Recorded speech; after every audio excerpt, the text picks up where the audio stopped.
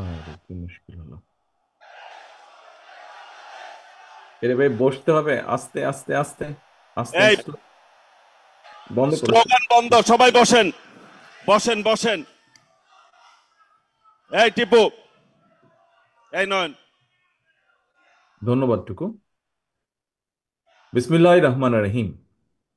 বাংলাদেশের স্বাধীনতার ঘোষক শহীদ রাষ্ট্রপতি জিয়াউর রহমানের ৪৪তম শাহাদাত বার্ষিকী উপলক্ষে আয়োজিত আজকের এই আলোচনার সম্মানিত সভাপতি, বাংলাদেশ জাতীয়তাবাদী দলের সাধারণ সম্পাদক জনাব মির্জা ফখরুল ইসলাম আলমগীর, আজকের অনুষ্ঠানের সম্মানিত প্রধান অতিথি দেশনেত্রী বেগম খালেদা জিয়া, মঞ্চে উপবিষ্ট স্থায়ী কমিটির সম্মানিত সদস্যবৃন্দ, উপস্থিত মঞ্চে উপস্থিত নেতৃবৃন্দ, শিক্ষক, বুদ্ধিজীবী সহ সম্মানিত আলোচকবৃন্দ এবং আমার সামনে উপস্থিত প্রিয় নেতা কর্মী এবং সম্মানিত উপস্থিতিবৃন্দ, আসসালামু আলাইকুম। আমরা আজ এমন একজন ব্যক্তিত্বের শাহাদাত বার্ষিকী উপলক্ষে আলোচনার সভায় উপস্থিত হয়েছি, যিনি বাংলাদেশের জন্ম ইতিহাসের একজন অনিবার্য, অনবদ্য, অপরিহার্য অন্যতম প্রধান চরিত্র। তিনি স্বাধীনতা, সাফল্য, সমৃদ্ধি এবং গণতন্ত্রের মহানায়ক শহীদ জিয়া। স্বাধীনতা এবং মুক্তিযুদ্ধের ময়দানে স্বাধীনতার ঘোষক জিয়া যেমন একজন অকুতোভয় অধিনায়ক ছিলেন, স্বাধীন বাংলাদেশে গণতন্ত্র প্রতিষ্ঠা এবং স্বনির্ভর বাংলাদেশ প্রতিষ্ঠায় সফলভাবে নেতৃত্ব দিয়েছেন শহীদ জিয়া। প্রিয় উপস্থিতিবৃন্দ, স্বাধীনতা, মুক্তিযুদ্ধ এবং মুক্তিযুদ্ধ পরবর্তী স্বাধীন বাংলাদেশের রাষ্ট্র, রাজনীতি এবং দেশ পরিচালনায় শহীদ জিয়ার অবিস্মরণীয় অবদানের অনেক বিষয় আজকের সম্মানিত আলোচক বৃন্দের আলোচনায় উঠে এসেছে। আমি চেষ্টা করব সেই বিষয়গুলো আমার বক্তব্যে আবার পুনরুল্লেখ না করতে। তবে সবার আলোচনায় একটি বিষয় কিন্তু প্রতীয়মান হয়েছে আজকে। আজকের রাজনীতিতেও, অর্থাৎ আমাদের এই বর্তমান রাজনীতিতেও শহীদ জিয়া খুব সম্ভব সমানভাবেই প্রাসঙ্গিক। শহীদ জিয়ার রাজনীতি এবং রাষ্ট্র পরিচালনার নীতি এবং পদ্ধতি এখনো আমাদের জন্য অনুকরণীয়, অনুসরণীয়। সম্মানিত উপস্থিতি, আমার কাছে মনে হয়েছে স্বাধীনতার ঘোষককে জানতে হলে, বুঝতে হলে কারো সঙ্গে বোধহয় তুলনা করার বা তুলনা দেবার কোনোই প্রয়োজন নেই। শহীদ জিয়া রহমান মানেই একটি স্বনির্ভর, আত্মমর্যাদাশীল এবং গণতান্ত্রিক একটি বাংলাদেশ। শহীদ জিয়া তার কর্মের মাধ্যমেই বেঁচে আছেন, বেঁচে থাকবেন গণতান্ত্রিক এই বাংলাদেশের মানুষের হৃদয়ে।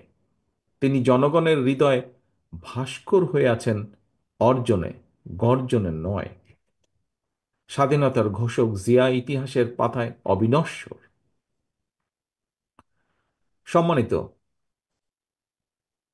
নেতৃবৃন্দ, সংকটকালে কিভাবে সাহসের সঙ্গে ঘুরে দাঁড়াতে হয়, 1971 সালে 26শে মার্চ কিংবা 1975 সালের 7ই নভেম্বর দেশ এবং জনগণের সামনে সেই দৃষ্টান্ত উপস্থাপন করেছেন স্বাধীনতার ঘোষক শহীদ জিয়া। 1971 সালের 26শে মার্চ শহীদ জিয়া হঠাৎ করেই কিন্তু স্বাধীনতার ঘোষণা দেননি। একটি স্বাধীন বাংলাদেশের স্বপ্ন কিভাবে তার হৃদয়ে স্থান করে নিয়েছিল, ইতিহাসের আগ্রহী শিক্ষার্থী যারা, আপনাদের প্রতি আহ্বান থাকবে শহীদ জিয়ার নিজের লেখা একটি জাতির জন্ম শীর্ষক যে প্রবন্ধটি, সেটি পড়ে দেখবেন দয়া করে আপনারা। আজকের সম্মানিত উপস্থিতি, মঞ্চে উপস্থিত নেতৃবৃন্দ যারা প্রবীণ নাগরিক রয়েছেন, আপনারা সাক্ষী আছেন, একই সাথে ইতিহাসও সাক্ষী আছে। লাখো শহীদের প্রাণের বিনিময়ে অর্জিত স্বাধীনতা উত্তর যে বাংলাদেশ ছিল, সেটি কিন্তু সেই কয়দিন পরেই স্বাধীনতার পথ হারিয়ে ফেলেছিল। খুন, গুম, অপহরণ, সন্ত্রাস, নৈরাজ্য সেনাবাহিনীতে অস্থিরতা, সব মিলিয়ে বাংলাদেশকে একটি তাবেদার রাষ্ট্রে পরিণত করেছিল। সকল ষড়যন্ত্রকে প্রতিহত করে 1975 সালের 7ই নভেম্বরের পর থেকেই মূলত স্বাধীনতার ঘোষকের নেতৃত্বে মুক্তিযুদ্ধের মূল যে মন্ত্র, তাতে বাংলাদেশ ফিরতে শুরু করে ধীরে ধীরে।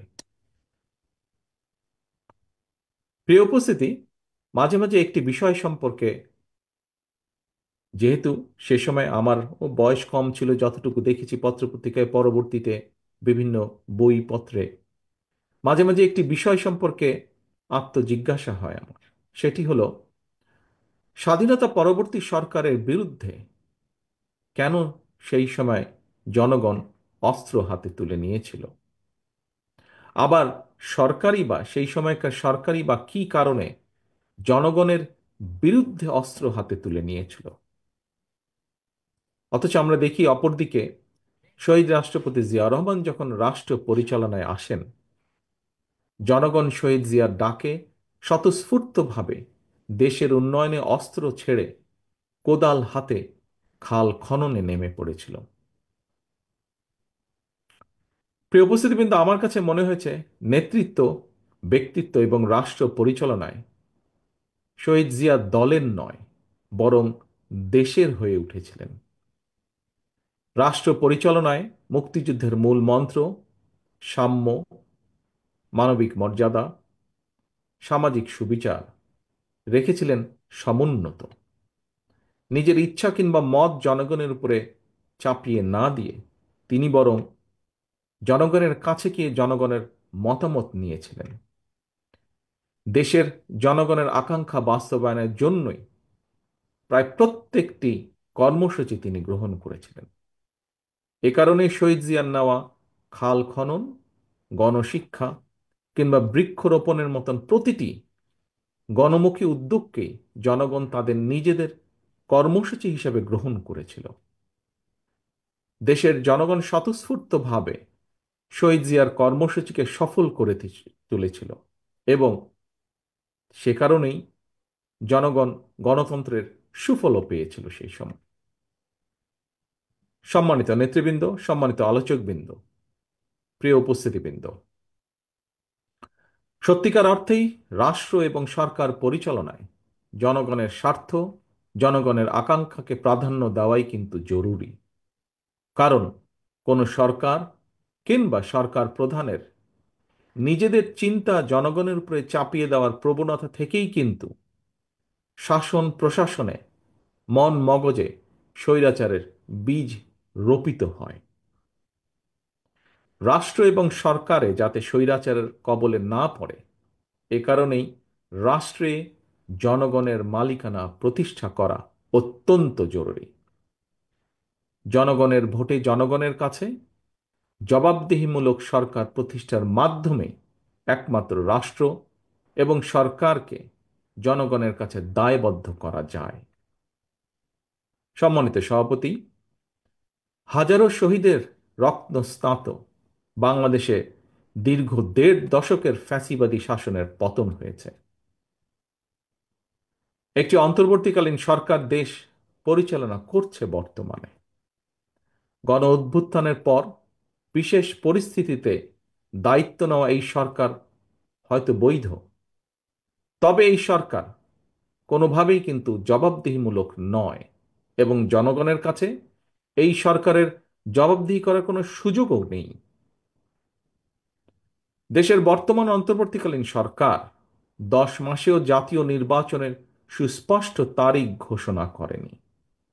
ফলে রাষ্ট্র এবং রাজনীতিতে এক ধরনের অনিশ্চয়তা সৃষ্টি হয়েছে এবং এই অনিশ্চয়তা সৃষ্টি হওয়ার কারণেই আমরা যদি খেয়াল করি, দেশে অর্থনৈতিক কর্মকাণ্ড বলা যায় প্রায় স্থবির হয়ে পড়েছে। জনগণের ভোটে নির্দিষ্ট মেয়াদের একটি স্থিতিশীল সরকার না থাকায় দেশে কাঙ্ক্ষিত বিনিয়োগও হচ্ছে না। আমরা এখানে উপস্থিত প্রায় প্রত্যেকেই গণমাধ্যমে খবরে দেখেছি, ব্যবসায়িক সংগঠনগুলো বলছে নানা কারণে ইতিমধ্যেই শত শত শিল্প কলকারখানা বন্ধ হয়ে গিয়েছে। আরো অনেক কলকারখানা বন্ধ হওয়ার উপক্রম হয়ে পড়ছে। বিভিন্ন সেক্টরে এ ধরনের অস্থিরতা বিরাজ করছে। জনগণ তাদের সমস্যা সম্ভাবনার কথা সরকারের কাছে তুলে ধরার বা বলার কোনো সুযোগ তারা পাচ্ছে না। সম্মানিত সভাপতি, সম্মানিত নেতৃবৃন্দ, অন্তর্বর্তীকালীন সরকারের উপদেষ্টাদের সঙ্গে স্বাভাবিক কারণেই জনগণের কোনোই যোগাযোগ নেই। বিভিন্ন শ্রেণী পেশার মানুষের সমস্যা সম্ভাবনা কিংবা দুঃখ দুর্দশা সম্পর্কে অনেক উপদেষ্টাই ওয়াকেফাল নন। তারা অফিসে বসে ফাইলপত্র দেখে জনগণের সমস্যা চিহ্নিত করে সমাধানের চেষ্টা হয়তো কেউ কেউ করছেন। জনগণের সঙ্গে সরাসরি যোগাযোগ ছাড়া প্রশাসন নির্ভর, ফাইল নির্ভর বা ফাইল ওয়ার্ক দিয়ে সকল সমস্যার সমাধান যদি করা যেতই, তাহলে তো নিশ্চয়ই রাজনৈতিক দল বা রাজনীতির প্রয়োজন হতো না। প্রিয় উপস্থিতি, দেশের জনগণ সরাসরি নিজেদের পছন্দের প্রার্থীকে ভোট দিয়ে একটি জবাবদিহিমূলক সরকার প্রতিষ্ঠিত করতে প্রস্তুত। কিন্তু অন্তর্বর্তীকালীন সরকার মনে হয় জনগণের আকাঙ্ক্ষা উপলব্ধি করতে ব্যর্থ হচ্ছে। গণতন্ত্রের পক্ষের প্রতিটি রাজনৈতিক দলের পক্ষ থেকে লিখিতভাবে অন্তর্বর্তীকালীন সরকারের কাছে সংস্কার প্রস্তাব দেওয়া হয়েছে। এরই ভিতর সংস্কারের ব্যাপারে কিন্তু কোনো রাজনৈতিক দলেরই তেমন কোনো আপত্তি নেই। তবে সংস্কার নিয়ে সরকারের অযথা সময় ক্ষেপণে আপত্তি অবশ্যই রয়েছে, শুধু রাজনৈতিক দলের নয়, রাজনৈতিক দলগুলোর বাইরেও পত্র পত্রিকার মাধ্যমে আমরা দেখেছি বিভিন্ন সংগঠনও এ ব্যাপারে তাদের আপত্তির কথা জানিয়েছে, এ ব্যাপারে তাদের কনসার্নের কথা জানিয়েছে। এবং এ কারণেই আমরা মনে করি প্রস্তাবিত সংস্কার শেষ করে যদি তাদের ইন্টেনশন সঠিক থাকে, গণতন্ত্রের পক্ষে থাকে, আমরা দাবি করেছি ডিসেম্বরের ভিতরে নির্বাচন দিতে। তবে আমি এটাও মনে করি বিভিন্ন বিষয় বিবেচনা করে সংস্কার প্রস্তাব শেষ করে, যেহেতু কম বেশি সকল বিষয় অধিকাংশ দলগুলোর মধ্যে একমত রয়েছে, ডিসেম্বরের আগেও নির্বাচন করা সম্ভব। আমি অন্তর্বর্তীকালীন সরকারের কাছে আবারও আহ্বান জানাই, জনগণের আকাঙ্ক্ষাকে ধারণ করুন, অবিলম্বে ডিসেম্বরের মধ্যেই সুনির্দিষ্ট দিনক্ষণ দিয়ে জাতীয় নির্বাচনের তারিখ ঘোষণা করুন। এখানে অন্তর্বর্তীকালীন সরকারের জয় বা পরাজয়ের কোনো কিছুই নেই, বরং স্বাধীনতা প্রিয় জনগণকে একটি সুষ্ঠু নির্বাচন উপহার দিয়ে গণতন্ত্রকেই বিজয়ী করতে সাহায্য করুন। পরিশেষে আজকে এখানে উপস্থিত বিএনপির নেতা কর্মী সহ আপনারা যারা উপস্থিত আছেন, আপনাদেরকে এবং আপনাদের মাধ্যমে বিভিন্নভাবে বিএনপির সর্বস্তরের নেতৃত্বের প্রতি দৃষ্টি আকর্ষণ করে বলতে চাই, স্বাধীনতার ঘোষক শহীদ জিয়ার রাষ্ট্রচিন্তা থেকে প্রতিটি রাজনৈতিক নেতৃত্বের জন্য একটি বার্তা আছে। কি সেই বার্তা? বার্তাটি হলো, রাষ্ট্র পরিচালনায় সফল হতে হলে জনগণের আকাঙ্ক্ষাকে ধারণ করতে হবে, দেশ এবং জনগণের স্বার্থকেই সবার আগে বিবেচনায় আনতে হবে, বিবেচনা করতে হবে। সুতরাং স্বাধীনতার ঘোষকের আদর্শ বাস্তবায়ন করতে চাইলে শহীদ জিয়ার প্রতি সৈনিক, দেশনেত্রী খালেদা জিয়ার প্রতিটি কর্মীর প্রতি আমার আহ্বান, আপনারা জনগণের সঙ্গে থাকুন, জনগণকে অবশ্যই সঙ্গে রাখুন। প্রিয় দেশবাসী, বক্তব্য শেষে আমি একজন সন্তান হিসাবে শহীদ রাষ্ট্রপতি জিয়াউর রহমানের রুহের মাগফিরাত কামনা করছি।